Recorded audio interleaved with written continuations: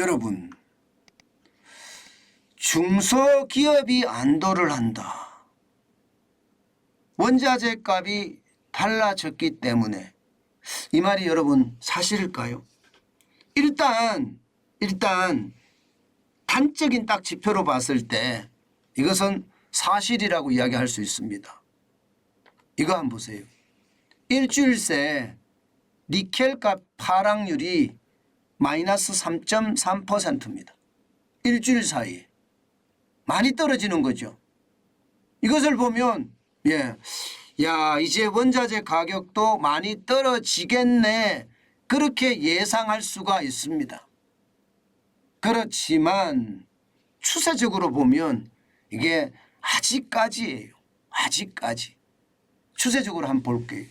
니켈의 가격이 지금 톤당 많이 갈 때는요 거의 3만 원에 육박했습니다. 이게 2022년 2분기였거든요. 그러다가 2022년 3분기에 떨어지다가 2022년 4분기는 올라갔었거든요. 그런데 2023년이 되면서 지금 떨어지고 있는 모양새입니다. 이게 시장에서도 계속 떨어질 거다 이렇게 예측을 해요. 톤당 아무래도 2만 달러 이내, 2만 달러보다 조금 앞서는 2만 달러 초중반대를 기록하겠다, 뭐 이렇게 시장은 예측을 합니다. 왜 이렇게 예측을 하냐고요? 이게 시장의 어떤 성장률이 굉장히 나빠지기 때문입니다. 국제통화기금에서 예상하는 세계 경제 성장률도 2.7%밖에 안 됩니다. 굉장히 낮죠. 굉장히 낮습니다.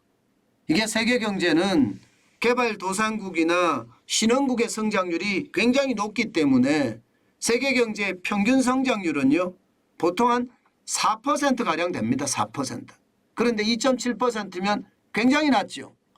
여기에다가 세계은행은요 세계 경제 성장률을 지금 최악으로 지금 잡고 있습니다. 뭐 1.5% 성장한다는 이야기까지 합니다. 1.5%.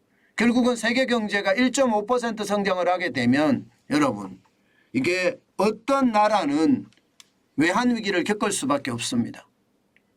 지금도 많은 나라들이 외환위기를 겪지만 심각하게 신흥국이 외환위기를 겪을 수도 있다, 이런 이야기도 나오거든요. 그러면 어떻게 될까요, 여러분? 경기 침체가 이렇게 예상이 되니까 아무래도 원자재 가격은 내려갈 수밖에 없는 게 현실이죠. 내려갈 수밖에 없는 게 현실입니다. 이게 아주 짧은 시간을 보면 말입니다. 구리 가격도 지금 많이 내려갑니다. 구리 가격 자체도 말입니다. 톤당 8,345달러까지 내려갔습니다. 아연도 3,004달러까지 내려갔고요. 이게 0.8% 혹은 1%씩 내린 수치입니다. 구리 가격만 이런 게 아니라 다른 것도 지금 내려가요. 철광석. 여러분 알다시피 이게 철광석은 산업의 쌀이라고도 이야기할 수가 있잖아요. 근데 산업의 쌀이라고 이야기하는 철광석, 지난 2022년 4분기에 이게 100달러 밑으로 떨어졌습니다. 100달러 밑으로. 100달러 밑으로 떨어지니까 이게 철강업계는 어떻게 생각하면 환호했습니다. 게다가 앞으로 더 떨어진다고 합니다. 지금 이대로라면 말입니다. 올 3분기만 가면 50달러 밑으로도 떨어질 수 있다는 그런 예측까지 나오고 있거든요. 50달러 밑으로 톤당. 그러면 이게 우리나라 같은 배를 만들고 자동차를 많이 만드는 나라 입장에서는 신나죠. 철광석이 많이 떨어지면 말입니다. 그러면 중소기업들은 어떻게 될까요? 이게 철광석이 떨어지면 아무래도 자동차나 혹은 조선에 들어가고 중공업에 들어가는 협력업체들 입장에서는 좋아질 수밖에 없는 것도 현실입니다. 좋아질 수밖에 없는 것도. 그렇지만 이게 아직까지는 만만치 않다고 이야기합니다. 왜냐하면 말입니다. 이게 광물 가격 지표라는 게 있거든요. 광물 종합 지수인데요.